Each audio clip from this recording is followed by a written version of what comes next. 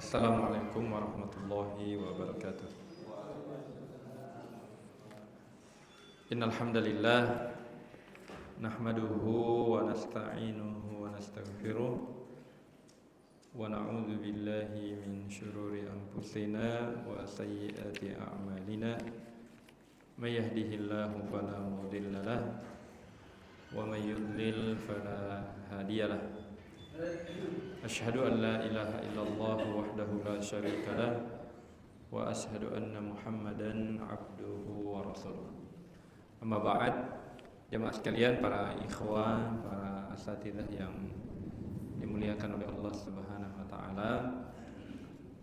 Alhamdulillah, kembali kita memanjatkan puji-pujian dan rasa syukur kita kehadirat Allah Subhanahu wa taala atas segala nikmat yang diberikan kepada kita semua. Dan pada kesempatan ini kita bersama-sama melaksanakan rangkaian ibadah dan memanfaatkan waktu antara maghrib dan isya ini untuk kita bermajelis membahas hadis-hadis Rasulullah sallallahu alaihi wasallam. Dan kita tentunya berharap apa yang kita kerjakan merupakan amal soleh yang insya Allah pahala dan kebaikannya kita akan tuai, kita akan petik di hadapan Allah Subhanahu wa taala kelak. Kemudian mari kita senantiasa bersalawat kepada Nabi kita tercinta Rasulullah Muhammad sallallahu alaihi wasallam, Nabi yang menjadi sosok teladan kita dalam seluruh rangkaian kehidupan kita di atas permukaan bumi ini. Dan tentunya harapan kita semua, semoga dengan kita berupaya mengikuti contoh Nabi sallallahu alaihi wasallam, kelak di tempat yang terbaik Allah mengumpulkan kita di surga Allah Subhanahu wa taala. Jemaah sekalian, malam hari ini kita lanjutkan pembahasan kitab Bahjatul Nazirin yang merupakan syarah atau penjelasan dari hadis-hadis Nabi sallallahu alaihi wasallam yang terdapat dalam kitab Riyadhus Shalihin min kalam Sayyidil Mursalin, yang merupakan karya dari Imam Abu Zakaria Yahya bin Syaraf An-Nawawi rahimahullahu taala. Dan kita akan melanjutkan pembahasan hadis ke-150. Jadi belum sempat kita selesaikan karena memang agak panjang.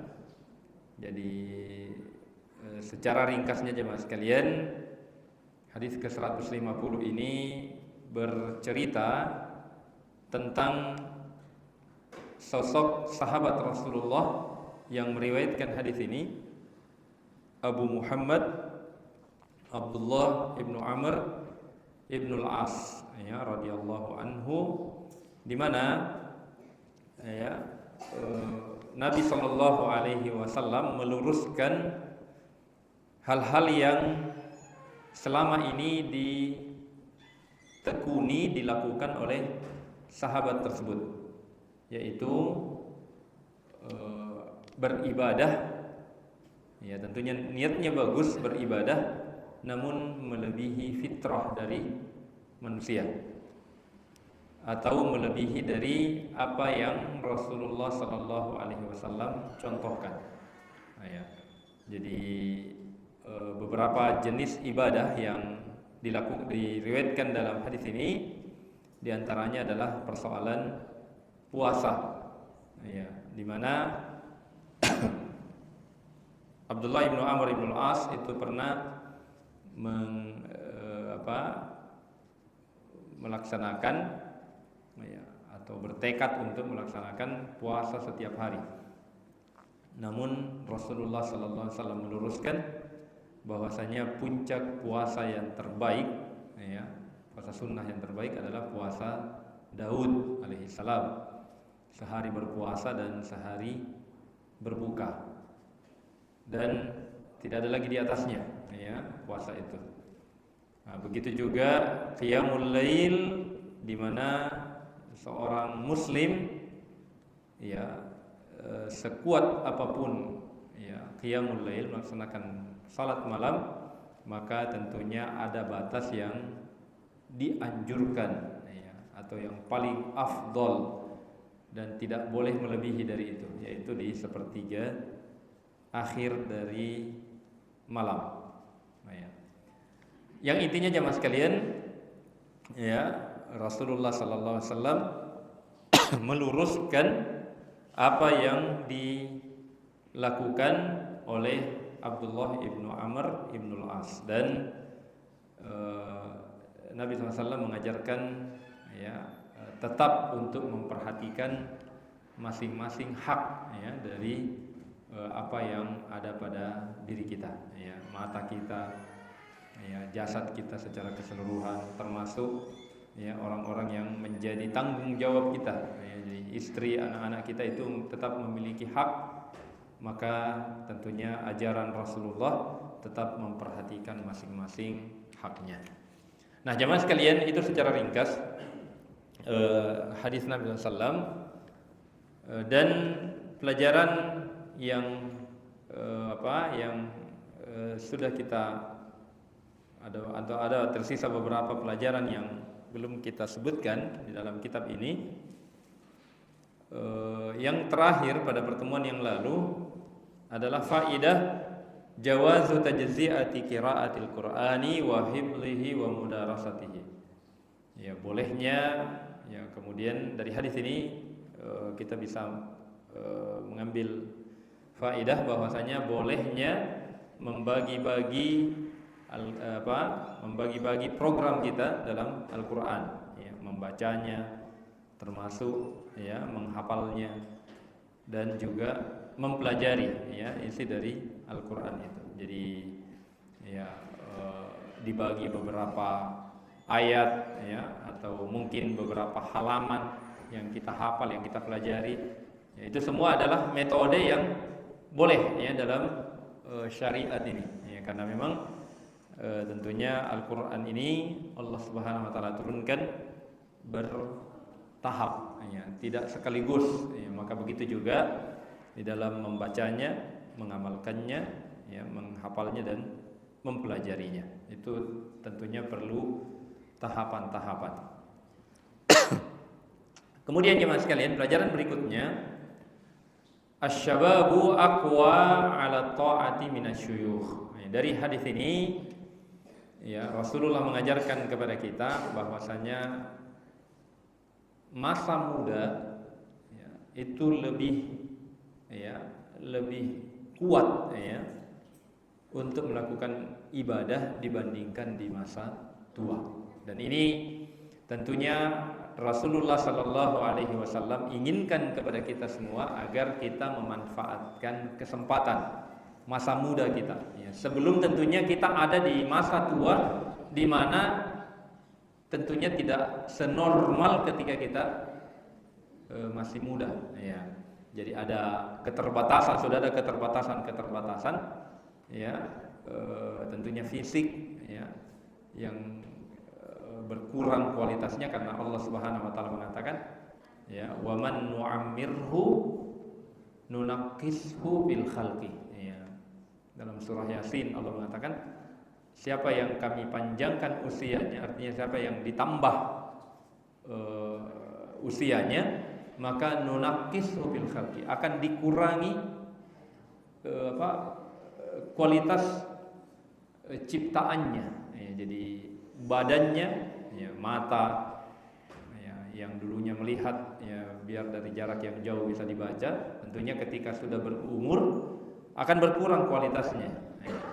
Kaki yang dulunya sehat untuk berjalan meskipun berapa jarak yang atau jauh ya, jarak yang bisa ditempuh, maka ketika sudah berumur ya akan berkurang kualitas itu, bahkan ada di antaranya yang ya harus bantuan tongkat ya untuk berjalan ya. Maka begitu juga dengan ibadah ya. Mas sekalian, selagi masih sehat maka manfaatkan kesempatan ya atau masa kuat kita sebelum ya berkurangnya kekuatan kita di dalam melakukan ibadah kepada Allah Subhanahu wa taala. Nah, jemaah sekalian, kalau kita baca dalam Al-Qur'an ya, orang yang melakukan kebaikan pun ya itu ya menyesal, dalam artian kenapa justru ya tidak memanfaatkan ya waktu yang ada di masa hidupnya untuk ya kebaikan. Yaqulu ya laitani qaddamtu li hayati ya. Jadi orang yang melakukan kebaikan pun ya itu menyesal seandainya ya di masa kuatnya, di masa hidupnya itu memperbanyak untuk ya melakukan kebaikan-kebaikan. Kemudian pelajaran berikutnya, syiddatu wafai Abdullah ibnu Amr radhiyallahu anhuma lamma faraka Rasulullah sallallahu alaihi wasallam. Dari hadis ini jemaah sekalian menunjukkan bahwasanya Abdullah bin Amr ibnul As itu berpegang ya, atau memegangi apa yang diajarkan oleh Rasulullah sallallahu alaihi wasallam ya. Jadi beliau, atau boleh dikata hampir seluruh sahabat ya, itu mereka bersemangat di dalam memegangi wasiat Rasulullah sallallahu alaihi wasallam.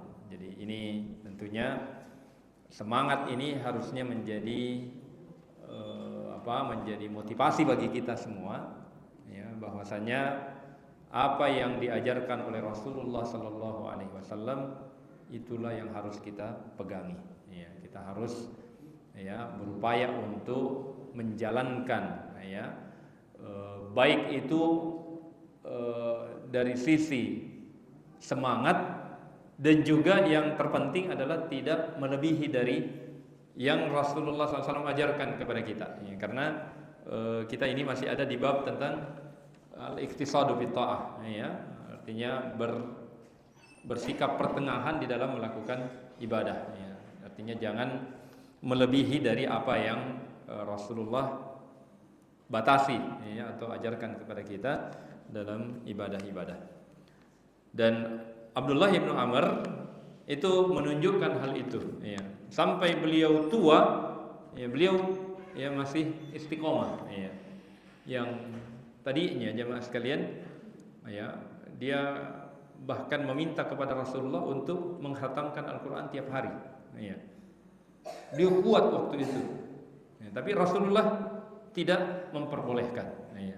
Dan sampai pada ketika Abdullah bin Amr ya diajari oleh Rasulullah bahwasanya paling cepat ya seseorang itu menghatamkan Al-Quran bacaannya, dan itu yang paling tenang ya, artinya pas ya, waktu yang dihabiskan adalah 7 hari ya.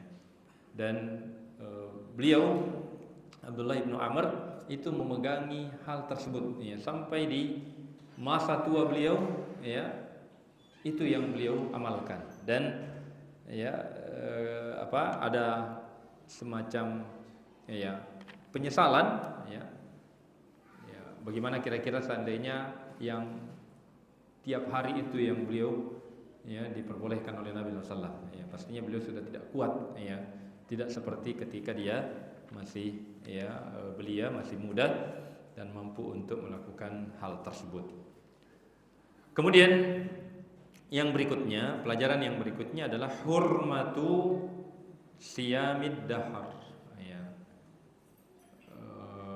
Diharamkannya untuk berpuasa setahun penuh ya. Jadi tidak boleh kemudian kita berpuasa seterusnya selama 1 tahun ya. Jadi Islam ini mengajarkan kepada kita kesederhanaan. Ya.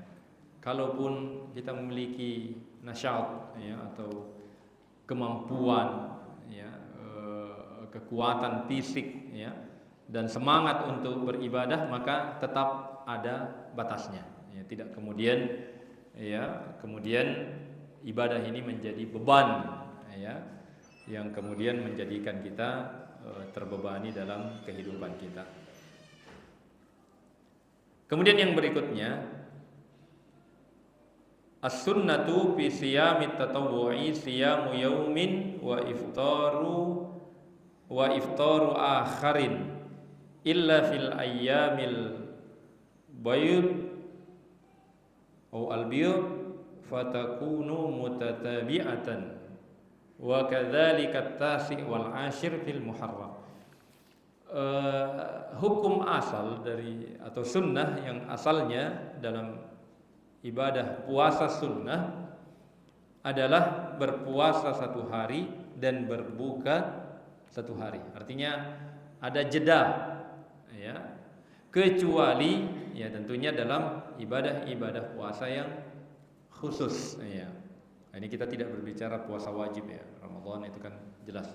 Yang di sini yang dimaksud di sini adalah puasa sunnah tatawwu, ya, kecuali tentunya yang ada beberapa, ya, kekhususan, ya, seperti ayyamul bid, hari bid namanya, ya, hari bid itu atau puasa putih, ya, yaitu 3 hari berturut-turut, ya, di pertengahan bulan Hijriah, ya, 13, 14 atau 15, ya. Itu berturut-turut, ya. Sebagian ulama mengatakan kalau tidak bisa 13, 14, 15, 14, 15, 16, ya. Karena masih terhitung tengah, ya. Yang intinya 3 hari berturut-turut sebagaimana wasiat Rasulullah kepada Abu Hurairah radhiyallahu anhu, ya, tidak meninggalkan puasa 3 hari dalam 1 bulan. Wa kadzalika at-tasi wal 'ashir minal muharram. Begitu juga, ya, berturut-turutnya antara tanggal 9 dan 10 Muharram, ya. Ini puasa sunnah yang Rasulullah ajarkan untuk menyelisihi ahlil kitab, ya. Jadi sebenarnya yang puncak itu adalah al-ashir, ya, hari ke-10 atau biasa dikenal dengan istilah Asyura, ya. Namun, ya, orang Yahudi itu juga berpuasa di tanggal 10 itu, Asyura, ya. Karena mereka berkeyakinan Nabi Musa alaihissalam itu selamat dari kejaran Fir'aun, ya, ketika itu di tanggal 10, ya. Maka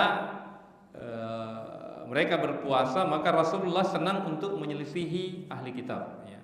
Jadi dalam banyak perkara itu Rasulullah, ya, menyelisihi apa yang dilakukan oleh ahlul kitab. Bahkan Syekhul Islam Ibnu Taimiyah rahimahullah itu punya buku yang membahas masalah itu, ya. Iqtida'us siratil mustaqim li mukhalafati ashabil jahim, ya. Jadi beliau menyusun buku yang intinya beliau mengumpulkan hal-hal yang Rasulullah menyelisihi ahli kitab, ya. Di antaranya adalah puasa Asyura, ya. Maka Rasulullah kemudian berpuasa juga di tanggal 9, ya, untuk menyelisihi ahli kitab. Kemudian yang berikutnya jemaah sekalian, la rahbaniyata fil Islam. Tidak ada konsep rahbaniyah dalam Islam. Rahbaniyah itu jemaah sekalian, ya, konsep ahli kitab, ya, terutama orang-orang Nasrani yang ketika ingin fokus, ya, pada posisi tertentu maka terputus dunianya, ya. Jadi rahib, ya, itu rahib dalam pandangan orang-orang Nasrani kalau sudah mencapai derajat rahib, ya, itu sudah tidak boleh lagi menikmati dunia ini, ya. Karena dia fokusnya untuk ibadah katanya. Padahal jemaah sekalian, konsep rahbaniyah ini, ya, rahbaniyah memfokuskan diri untuk ibadah, itu disebutkan dalam Al-Quran sebenarnya adalah konsep yang mengada-ada dalam syariatnya Nabi Isa alaihissalam. Ya. Jadi rahbaniyah ibtada'uha dalam surah Al-Hadid Allah menyebutkan tentang konsep rahbaniyah yang ibtada'uha, yang mereka buat-buat. Ya. Jadi kalau dalam Islam ini ada istilah bid'ah, maka di syariat Nabi Isa juga itu ada bid'ahnya ahli kitab. Salah satunya adalah konsep rahbaniyah, yaitu memfokuskan diri untuk ibadah. Jadi seorang muslim dalam Islam ini kita diajari ya tentunya tetap ada dunia yang harus kita nikmati. Ya. Jadi tentunya puasa ya adalah hal yang dianjurkan, tapi jangan lupa ya dalam Islam kita tidak dianjurkan untuk berpuasa sepanjang hari atau sepanjang tahun. Ya.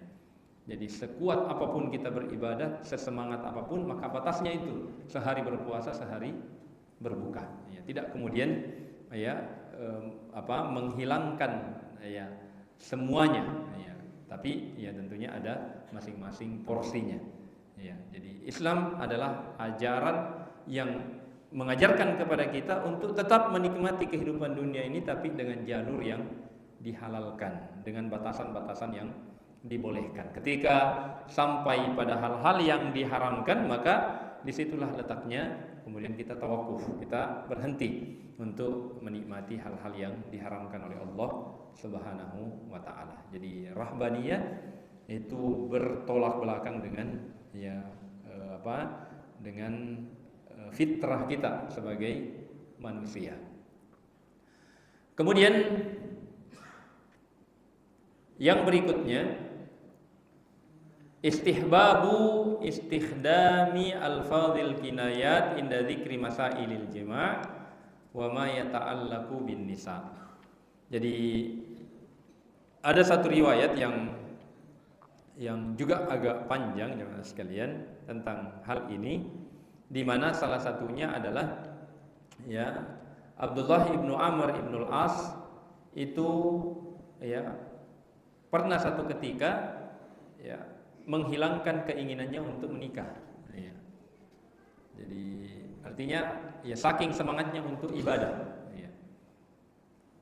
Dan juga didukung dengan riwayat-riwayat sebelumnya, yaitu ada 3 orang yang datang kepada Rasulullah ya bertanya tentang bagaimana kualitas ibadah Rasulullah, dan salah satunya adalah ya mengharamkan dirinya untuk menikah. Ya. Maka jemaah sekalian, tentunya ada hal-hal yang kalau kita membahas masalah pernikahan itu tentunya ada hal-hal yang sifatnya pribadi, ya, privasi. Ya. Maka hal ini tidak boleh kemudian diketahui oleh orang lain. Ya. Bahkan anak kecil saja jemaah sekalian yang sudah mulai ya bisa berbicara itu harus dihindari. Ya.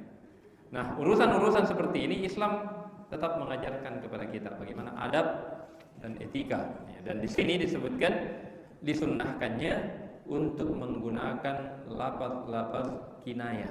Ya, artinya jangan langsung sebut aktivitasnya ya dalam masalah-masalah khusus itu. Ya.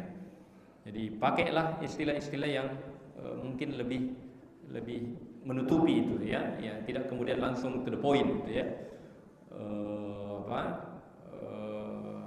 Termasuk hal-hal yang berkaitan dengan wanita ya. Ini kadang sebagian kita itu dijadikan sebagai bahan candaan ya. Apalah istilahnya ya, di era media sosial saat ini hal-hal yang seperti itu kadang dijadikan bahan candaan dan tertawaan ya. Saya tidak bisa kasih contohnya apa bagusnya contohnya itu ya. Ya kalau orang Makassar kan ya apalah ya. Allahu a'lam. Yang jelas ya kita disunnahkan untuk menggunakan lafaz-lafaz kinayah, istilah-istilah yang kinayah, tidak langsung pada intinya ya. Agar kemudian kita tidak ya kemudian terlalu vulgar ya dalam masalah hal itu, karena ya, dalam Islam memahami kebutuhan kita terhadap ya lawan jenis, tapi bukan hal-hal yang harus kemudian dibangga-banggakan ya. Termasuk di kalangan ikhwah kadang berlebihan di dalam ya bercanda ya dalam masalah-masalah itu ya. Jadi perlu untuk kita hindari agar kemudian tidak ya kadang masalah-masalah itu muncul ya awalnya itu gara-gara candaan ya. Banyak ya hal yang kita anggap biasa ya padahal itu di sisi Allah Subhanahu wa taala ya sebenarnya hukumnya sangat berat ya. Kemudian yang berikutnya bayanul adabi fi izhari syakwa ya.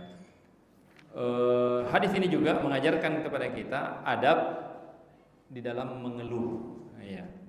Jadi kadang ya mas sekalian dalam kehidupan kita ini masalah-masalah ya tentunya ya muncul dalam kehidupan kita ya. Masing-masing kita memiliki masalah kehidupan ya. Masalah ekonomi ya, masalah hubungan dengan keluarga itu kita tidak bisa pungkiri ya. Masalah tetangga ya, masalah ya hutang piutang, banyak sekali masalah kita, kekurangan dan seterusnya. Maka meskipun ya apapun yang terjadi jemaah sekalian ya, Islam tetap mengajarkan kepada kita adab-adab di dalam ya mengeluhkan kondisi kita ya. Jangan terlalu vulgar ya. Sekarang ini ya kebanyakan kita istilah apa ya? Keras kehidupan ya. Itu mungkin adalah menjadi istilah yang apa namanya yang sering kita dengar. Dan ini ya tentunya dalam Islam ya tetap kita harus menjaga adab agar kemudian tidak ya terlalu berlebihan ya. Karena pada hakikatnya ya keluhan yang paling utama yang harus kita kepada siapa kita sampaikan yaitu hanya kepada Allah Subhanahu wa taala, dan hasilnya juga tentunya akan berbeda. Mengeluh kepada manusia ya itu ya kalaupun ada solusinya pastinya tidak semuanya bisa memberikan solusi ya. Dan hasilnya juga insya Allah kalau kita ya, bermunajat kepada Allah itu berbeda dengan ketika kita keluhkan kepada manusia. Contoh dalam Al-Quran jemaah sekalian, Nabi Yakub alaihi salam ya. Jadi Nabi Yakub itu kekhawatirannya sangat tinggi sebelum Nabi Yusuf ya berhasil dijauhkan ya oleh saudara-saudaranya dari Nabi Yakub ya. Sampai beliau inni la yahzununi an tadhhabu bi. Saya sangat sedih jika engkau pergi bersama adikmu itu ya. Maka apa hasilnya? Betul-betul apa yang dia sedihkan itu terjadi ya. Nabi Yakub kehilangan Nabi Yusuf itu selama 40 tahun ya. Bayangkan 40 tahun tidak bersama ya. Dan ketika pupus harapan untuk ketemu ya, artinya tidak ada lagi harapan untuk bisa bertemu dengan anaknya, apa yang Nabi Yakub katakan? Innama ashku bathi wa huzni ilallah. Saya hanya menyerahkan semuanya ya, saya hanya berkeluh kesah kepada Allah Subhanahu wa taala. Ternyata hasilnya berbeda ya. Setelah beliau ucapkan ini, tidak lama kemudian beliau ditakdirkan oleh Allah untuk kembali bertemu dengan anaknya yang sudah 40 tahun terpisah ya. Maka di sini pelajaran yang begitu berharga kepada kita jemaah sekalian ya, banyak-banyaklah bermunajat kepada Allah, keluhkan semua kepada Allah Subhanahu wa taala. Bahkan ya di dalam surah Ali Imran tidak apa-apa kemudian kita mengatakan ya Allah saya sudah beriman ya, maka ampuni dosa saya. Mintalah hajat-hajat kita dengan mengatakan saya sudah beriman ya. Rabbana innana sami'na munadiyan yunadi lil iman an aminu bi rabbikum fa amanna ya. Ini doa maksur, doa yang disebutkan dalam Al-Quran. Jadi boleh kemudian kita ya Allah saya sudah beriman ya, maka sebutkan hajat-hajat kita ya. Maka Allah Subhanahu wa taala adalah maha mampu untuk segalanya, mampu merubah segala bentuk keadaan seburuk apapun ya. Serendah apapun ya kehidupan yang kita rasakan atau masalah-masalah yang kita rasakan, Allah Subhanahu wa taala mampu untuk merubahnya. Maka ya perkuat ya, pertajam doa-doa kita kepada Allah Subhanahu wa taala. Kemudian al-Islamu dinul wasatiyati wal yusri wa raf'il haraji wa adabil al-anat. Jadi Islam itu adalah ajaran yang mengajarkan kepada kita al-wasatiyah. Wasatiyah itu pertengahan, ya. Tidak ekstrim kanan, tidak ekstrim kiri, tidak berlebih-lebihan dan juga tidak meremehkan syariat. Ya. Dinul wasatiyah wal yusr, begitu juga ajaran yang memudahkan, ya. Tidak kemudian mempersulit kita, ya. Jadi Islam ini adalah agama yang tidak berat untuk kita amalkan, ya. Bahkan Allah Subhanahu wa taala mengangkat segala bentuk, ya, hal-hal yang memberatkan kita. Diutusnya Rasulullah, ya, kadang Nabi sallallahu alaihi wasallam itu menunda atau tidak jadi mensyariatkan sesuatu karena khawatir itu menjadi wajib, ya. Jadi persoalan thaharah umpamanya sekalian, ya. Nabi mengatakan, laula an asyqa ala ummati la amartuhum bis-siwaki inda kulli salat. Seandainya tidak memberatkan bagi umatku, kata Rasulullah, maka saya akan perintahkan kepada mereka untuk bersiwak setiap kali ingin salat. Ya. Artinya apa? Ini turun bukan wajib tapi sunnah. Ya. Nabi tidak memerintahkan itu karena khawatir jangan sampai ini wajib, memberatkan bagi umat Rasulullah Sallallahu Alaihi Wasallam. Jadi kadang Nabi SAW itu berat, ya, untuk kemudian pada umatnya. Azizun alaihi ma'anittum, ya, sangat berat ketika apa yang menimpa umatnya. Kemudian warafil haraj, ya. Islam ini adalah agama yang mengangkat segala bentuk hal-hal yang berat, ya, untuk kita amalkan. Wa adamu al-anati, dan Islam adalah agama yang tidak keras, ya, tapi tegas, ya. Beda tentunya keras, ya, dengan tegas, ya. Keras biasa pada penyampaian, tegas itu pada sikap, ya.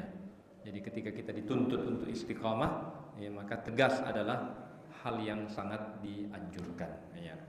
Namun keras, ya, boleh jadi jemaah sekalian karena penyampaian kita yang keras itu membuat orang lain fobia, ya, atau memandang, ya, syariat ini adalah syariat yang berat untuk diamalkan. Makanya Harun ar-Rasyid, ya, rahimahullahu taala, seorang khalifah yang pernah didatangi oleh seorang pemuda, ya, dengan dakwah yang begitu keras, ya, mengkritik Harun ar-Rasyid, ya. Maka apa kata Harun ar-Rasyid? Ya, dia mengatakan Allah telah mengutus orang yang lebih baik darimu, ya, kepada pemuda itu tadi, lebih baik darimu kepada orang yang lebih buruk dari saya, ya. Siapa itu maksudnya? Allah telah mengutus Nabi Musa, artinya lebih baik darimu karena dia nabi, ya, kepada orang yang lebih buruk dari saya, yaitu Fir'aun, ya. Allah mengutus Nabi Musa kepada Fir'aun, ya, orang yang baik diutus kepada orang yang buruk, ya. Anda ini belum tentu lebih baik dari Nabi Musa, atau jelas Nabi Musa lebih baik daripada Anda, dan saya ini, kata Harun ar-Rasyid, ya, tidak lebih buruk dari Fir'aun, ya. Faqala, maka Allah mengatakan, faqula lahu qawlan layyinan la'allahu yatadzakkaru aw yakhsha. Katakanlah kepada Fir'aun perkataan yang lembut, ya. Jadi dakwah, ya, penyampaian itu dengan lemah lembut, ya, karena boleh jadi, ya, umat, ya, mendengarkan dakwah kita itu belum mengetahui, ya, maka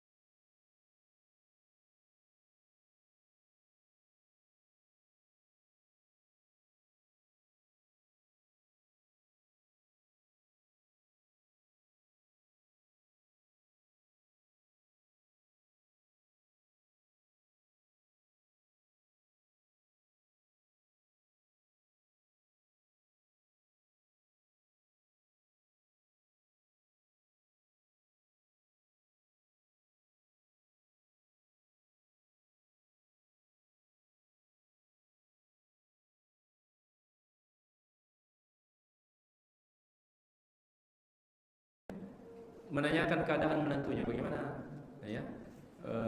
Kalau anak kita perempuan bagaimana suaminya, kalau anak kita laki-laki bagaimana istrinya, sehat atau tidak, apa yang dibutuhkan untuk dibantu, ya. Bukan justru ya seperti kebanyakan hari ini, ya, antara menantu dengan mertua itu banyak terjadi clash, ya, terjadi masalah. Ini karena orang tua kadang terlalu mencampuri, ya, keadaan rumah tangga anaknya, ya. Padahal jemaah sekalian, ya, berikanlah kesempatan kepada anak kita untuk mandiri. Jangan didikte, jangan diikut-ikuti semua kemauannya, ya, atau jangan memaksakan kemauan, ya, orang tua kepada keluarga anaknya dan seterusnya agar menghindari masalah, ya. Dan tentunya Rasulullah SAW, ya, jemaah sekalian, semua keadaan keluarga itu sudah ada pada pribadi Rasulullah SAW, ya. Jadi bagaimana beliau dengan orang yang baik, ya, Abu Bakar As-Siddiq, Umar bin Khattab, ya. Ada juga Nabi sallallahu alaihi wasallam, ya, menikahi wanita yang mungkin orang tuanya, ya, berbeda dengan Abu Bakar As-Siddiq, ya, berbeda dengan Umar bin Khattab, ya. Jadi bagaimana hubungan dengan mertua, ipar, ya, atau apalah istilahnya. Ini semua harusnya, ya, dalam Islam ini atau dalam kehidupan kita mengikuti ajaran-ajaran Islam di dalamnya. Ikhtiyaru dzatid din wal hasab lil walad, ya. Bagi orang tua hendaknya memilihkan untuk anaknya kualitas pasangan yang mendahulukan kualitas agamanya, ya. Jadi sebagaimana hadis Nabi sallallahu alaihi wasallam, "Fadfar bidzatid din taribat yadak", ya. Pilihlah karena kualitas agamanya, maka engkau akan memperoleh keberuntungan, ya. Maka, ya, dalam Islam, ya, penguatan, ya, keluarga itu adalah hal yang sangat, ya, sangat diperhatikan, ya. Hubungan antara manusia sesama manusia, ya, terutama dalam masalah keluarga itu sangat diperhatikan dalam Islam ini. Kemudian yang terakhir jemaah sekalian, dan ini yang terakhir dalam riwayat ini atau dalam hadis ini, pelajaran yang bisa kita petik, zajarul waladi inda idza waqa'a fil khata. Ya. Jadi sebagai orang tua, ya, tetap harus meluruskan, membenarkan seorang anak ketika terjatuh pada kesalahan, ya. Di sini disebutkan zajar. Zajar itu jemaah sekalian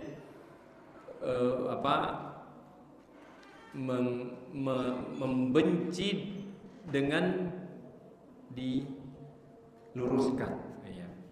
Bukan membenci dan ditinggalkan. Nah, ini yang banyak kita, ya, ada di dalamnya, ya. Kadang kalau kita benci, ya, kita sudah memutus hubungan, ya. Kalau dalam Islam yang disunnahkan adalah bagaimana ketika kita melihat kemungkaran, ya, kita berupaya untuk luruskan, ya, kemungkaran itu. Dan yang paling utama adalah orang yang ada di dalam tanggungan kita, ya. Jadi kalau orang lain saja melakukan, ya, kekurangan, ya, pelanggaran kemudian kita luruskan, maka yang paling utama adalah anak kita, ya.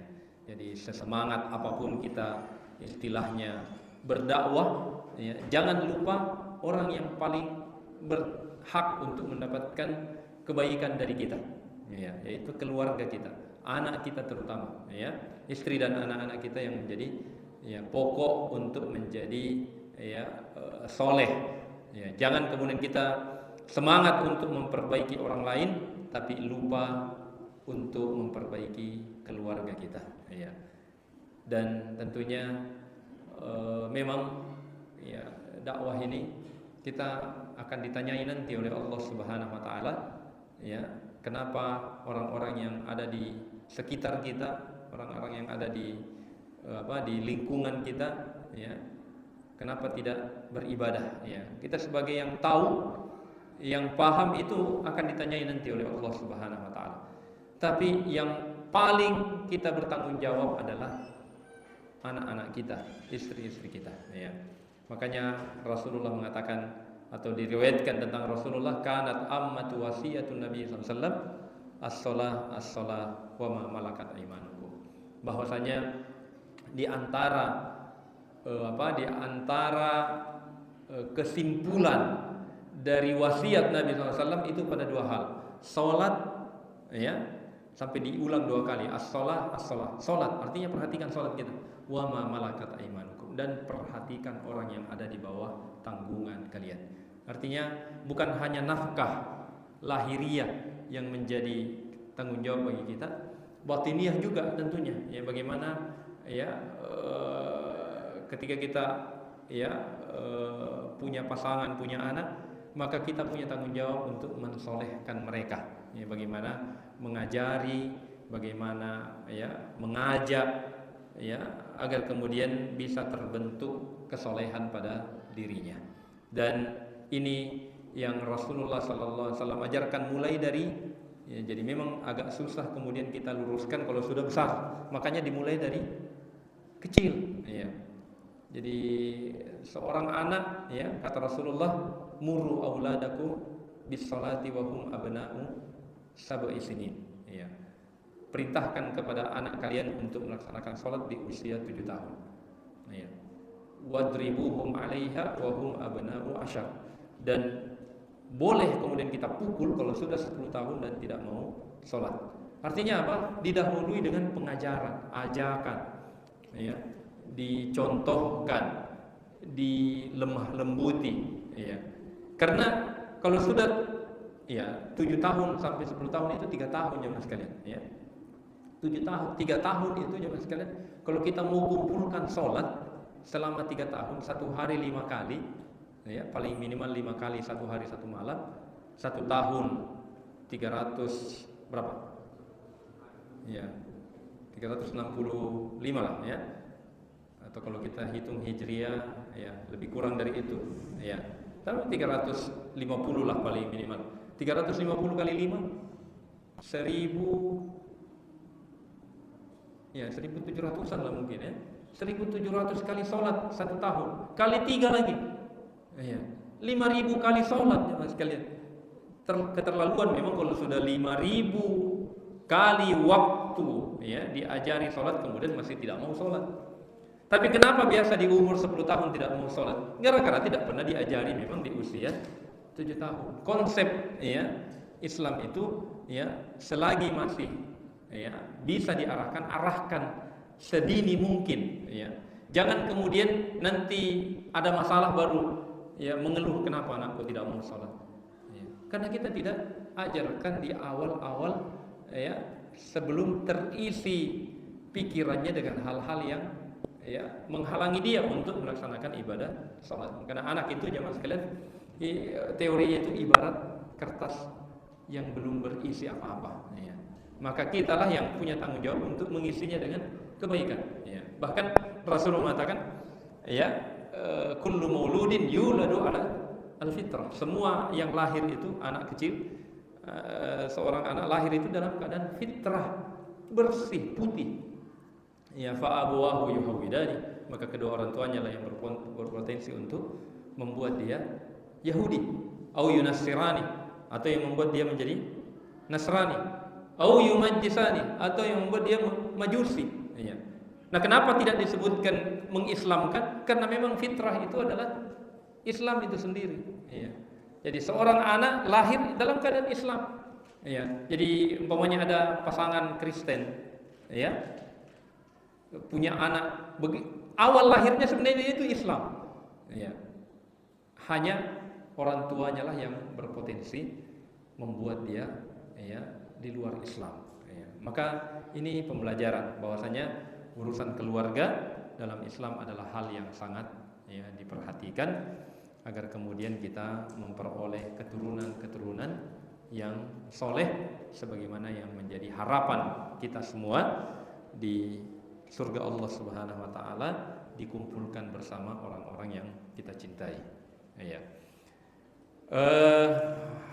Hadis ke-150 kita anggap selesai, dan insyaallah pada pertemuan yang akan datang kita lanjutkan pada hadis ke-151.